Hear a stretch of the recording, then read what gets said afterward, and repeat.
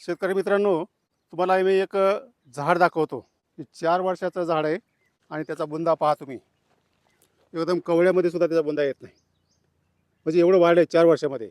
हे जे झाड आहे, बहुतेक जणांना ओळखू येणार नाही.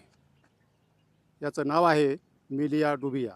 हे मिलिया डुबियाचं जे झाड आहे, त्याची आपल्याला सलग लागवड पण करता येते आणि बांधावर लागवडसुद्धा करता येते. आणि त्याला जर पाणी चांगलं असेल तर ते फार चांगलं फोफावतं आणि चांगले पैसे पण देऊन जातं. तर या मिलिया डुबियाची जी शेती आहे त्याचीच माहिती आपण आजच्या व्हिडिओमध्ये घेणार आहोत. नमस्कार, मी डॉक्टर तुकाराम मोठे, सेवानिवृत्त कृषी सहसंचालक. डॉक्टर तुकाराम मोठे या यूट्यूब चॅनलवर आपलं स्वागत आहे. नमस्कार, माझं नाव अभय कुमार बाजीराव काळुंके.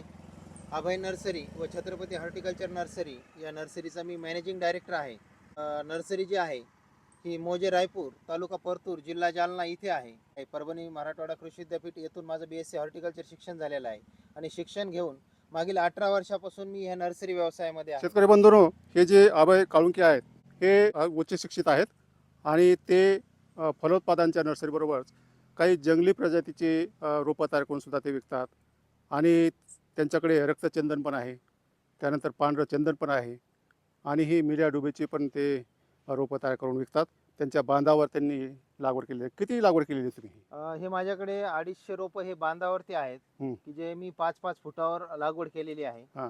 आणि सलग अर्धा एकर मध्ये मी हे 250 रोपं लागवड केलेली आहे. म्हणजे 240 रोपांची अर्धा एकर मध्ये लागवड केलेली आहे. शेतकरी बंधूंनो, एक तुम्हाला माहिती सांगतो. मी जिल्हा अधीक्षक कृषी अधिकारी लातूर येथे कार्यरत असताना निलंगा तालुक्यामध्ये दत्ता बगदुरे या शेतकऱ्याकडे गेलो होतो. त्यावेळेस मी 2 जी झाडं आहेत त्या 2 झाडाची सलग लागवड पाहिली आणि ती पाहिल्या वेळेसच मला म्हणजे याची लागवड होऊ शकते हे पाहायला मिळतं. मिलिया डुबिया तर मी पहिल्या वेळेसच पाहिलं होतं. या शेतकऱ्याकडे चंदनाची लागवड जवळपास 3-4 एकरवर होती आणि बांधाच्या कडीने त्यांनी मिलिया डुबियाची झाडं लावलेली होती. चंदनाची झाडं मला ओळखू आली, परंतु ही मिलिया डुबियाची झाडं पाहून मी त्याला विचारलं की ही काय आहे? तर ही मिलिया डुबिया जो आहे तो कर्नाटकमध्ये फार मोठ्या प्रमाणात लावला जातो आणि त्याचं औद्योगिक महत्त्व पण आहे. त्याच्यापासून वेगवेगळे उत्पादनं पण तयार होतात आणि ते फार फास्ट वाढतं. आणि त्यानंतर मी आग्रोवनमध्ये या चंदनाच्या शेतीविषयी आणि मिलिया डुबियाच्या शेतीविषयी लेख लिहिले होते. त्यानंतर लातूर परिसरामध्ये चंदनाची शेती पण वाढली, त्याचबरोबर इतर जिल्ह्यामध्ये पण वाढली आणि मिलिया डुबियाची बांधावर तसेच सलग लागवड पण महाराष्ट्रामध्ये दिसायला लागली. म्हणजे ही जी 2 जी पिकं आहेत तर ती मी शेतकऱ्यामध्ये पॉप्युलर केलेली आहेत. तर तुम्ही ही जी लागवड केलेली आहे ती कशासाठी केलेली आहे? ही मिलिया डुबियाची जी लागवड केलेली आहे तर हे मी 8 ते 10 वर्षानं प्लायवूडसाठी जे मिलिया डुबियाचं लाकूड विक्री होणार आहे हां, हां. त्याच्यासाठी केलेली आहे. कारण मिलिया डुबियाची लागवड आपण 2 वर्षासाठी करू शकतो. हां. जे पेपर मिलला किंवा ह्याला जातं तर ते 18 महिन्याचं झाडही चालतं बरं. त्याच्यासाठी. बरं. आणि जर प्लायवूडसाठी असेल हां. तर आता हे आपले लाकूड विकायला आलेलं आहे हां. सध्या. पण आपण आणि जास्त उत्पादन कसं मिळेल हां. ते सध्याचा मार्केटचा जो भाव आहे मिलिया डुबियाचा हां. 8 ते 8.5 हजार रुपये वल्ल्या लाकडाचा टनाचा भाव आहे. बरं. 1 टनाला 8 ते 8.5 हजार रुपये टन मिळतो. हां. आणि ह्याच्यापासनं म्हणजे वाहतूक आणि खर्च सोडलं तर शेतकऱ्याला 4 ते 5 हजार रुपये हां.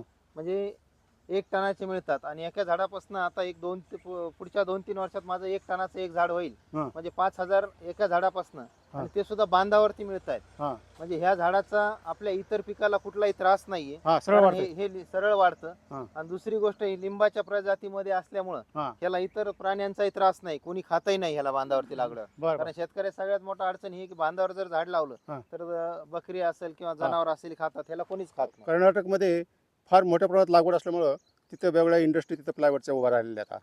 आपल्याकडे सुद्धा जर जास्त प्रमाणात लागवड झाली तर आपल्याकडे सुद्धा ती उभं राहू शकतील. हो, आपल्याकडे राहू शकतील. हां. आणि सध्या आपलं जे महाराष्ट्रातलं जे मिलिया डुबियाची जी तोडणी होते हां. ही मुख्यतः तमिळनाडू आणि हां. गुजरात हां. ह्या 2 ठिकाणी जाते. कारण तमिळनाडूला 250 पेक्षा जास्त मिलिया डुबियाच्या फॅक्टरी आहेत. बरं. आणि आत्ताही मला विकायचं असेल किंवा महाराष्ट्रातल्या शेतकऱ्याला विकायचं असेल तर तिकडे व्यापाऱ्याला गुजरातच्या किंवा ह्यांना संपर्क केला ते स्वतः त्यांचे माणसं पाठवतात, झाडं कट करतात बरं. आणि स्वतः घेऊन जातात. आणि जो कटिंगचा आणि वाहतूक खर्च आहे हां. वजा होऊन आपल्याला बाकी रक्कम दिल्या जाते. तर ही जी लागवड करायची म्हणलं हं. तर ही काय अंतरावर केली पाहिजे आणि ही विकायला किती वर्षात येते? जर सलग शेतीत लागवड करायची असेल तर ह्याची 10x10 हां. किंवा 10x15 हां. 10x10 जर केली तर ह्याच्यात 3 वर्षापर्यंत आपण शेतीतले इतर आंतरपिकं घेऊ शकतो. बरं. आणि ते म्हणजे आंतरपिकामध्ये सोयाबीन, कपाशी वगैरे 3 वर्षापर्यंत घेऊ शकतो. हं. त्याच्यानंतर ह्याची थोडी सावली तयार होते, मग त्या सावलीमध्ये अद्रक हळदीसारखे आपण हम्म. असेही पिकं घेऊ शकतो. हम्म. आणि जर 15 बाय 15 किंवा 10 बाय 20 लागवड केली हम्म. तर ह्याच्यात आपण कपाशी सारखे सोयाबीन सारखे पिकं हे कंटिन्यू सुद्धा घेऊ शकतो. ह्याचा त्या दुसऱ्या आंतरपिकाला काही त्रास नाहीये. मग तोडाय कधी येते? हे तोडायला 6 ते 7 वर्षात तोडायला येतं हे. आणि याला पाणी जर दिलं तर ह्याचा वाढ फार फास्ट होते, असं बरोबर हा, आहे का? पाणी दिलं तर वाढ फास्ट होते. आता जी झाडं पाहतायत माझ्या मागे आणि बांधावरती, हा. तर ह्या झाडाला फक्त मी सुरुवातीचे 2 वर्ष पाणी दिलेलं हा. आहे. त्याच्यानंतर पाणी पूर्ण बंद आहे. हा. तरी ह्याची वाढ चांगली आहे. आणि ह्याला जर शेतामध्ये लागवड असती पाणी जास्त दिलं हा. असतं तर ह्याचे बुंदे ह्याच्यापेक्षा जास्त पोचले असते. मोठे झाले असते. Yes. म्हणजे जेवढं चांगलं पाणी देताल तेवढे तुमचे बुंदे मोठे होतील. हो, कारण आपल्याला ह्याचं लाकूड विकायचंय हा. आणि ते सुद्धा वजनावर विकायचंय. हा. जर ह्याला आपण पाण्याचं नियोजन केलं आणि सुरुवातीच्या पहिल्या 2 वर्षात हम्म. DAP खताचं नियोजन केलं, म्हणजे सुरुवातीला पावसाळ्यात प्रत्येक महिन्याला हम्म. आपण 50-50 ग्रॅम किंवा 100-100 ग्रॅम जरी DAP दिलं, पहिल्या वर्षी 100 ग्रॅम आणि दुसऱ्या वर्षी 200 ग्रॅम DAP दिलं, या 2 डोस मध्ये सुद्धा मिलिया झाडं खूप चांगले तर फोफावतात. लावायचं म्हणलं तर ह्याला काय रोपं मिळतात का?